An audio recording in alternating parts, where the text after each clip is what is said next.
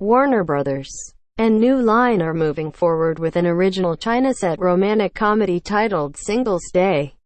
The news arrives hot on the heels of WB and director Jon M's Chus Crazy Rich Asians movie adaptation becoming a box office success this past week, after earning an overall glowing reception from critics. While Netflix has been doing its part to revive the rom-com, a genre that's been largely sidelined in the modern era of franchise tentpoles and big-budget studio offerings, with recent original releases like Set It Up, Crazy Rich Asians is the first such film to hit it big commercially since Judd Apatow and Amy Schumer's Trainwreck topped the box office over 3 years ago, as good happenstance would have it. Crazy Rich Asians debuted over the same weekend that Netflix premiered its own celebrated adaptation of a rom-com novel featuring a female Asian American led To All the Boys I've Loved Before. Thanks to these films' success, more romantic comedies featuring non-white, specifically Asian or Asian American, protagonists are now picking up speed on their journey down the pipeline. Related, how Netflix's To All the Boys I've Loved Before sets up a sequel. THR is reporting that one such project, titled Singles Day, has now been acquired by WB and New Line, with Chris Bender, We're the Millers, attached to produce. The film was inspired by the holiday Singles Day, an annual event that takes place on November 11th, with the date 11/11 representing being single, where young people in China party and celebrate the lack of a romantic relationship in their lives.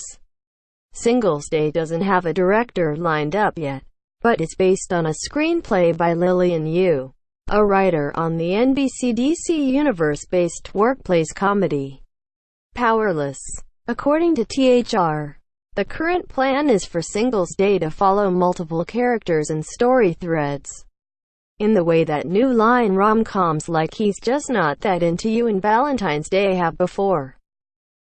Of course, the cultural backdrop will be one of the big differences between Singles Day and similar rom-com projects that have been released in years past. Beyond that, it's certainly possible, perhaps even likely, that the former will feature a mixture of Asian American and Asian actors either living in or visiting China during the titular festivities, similar to Crazy Rich Asians before it.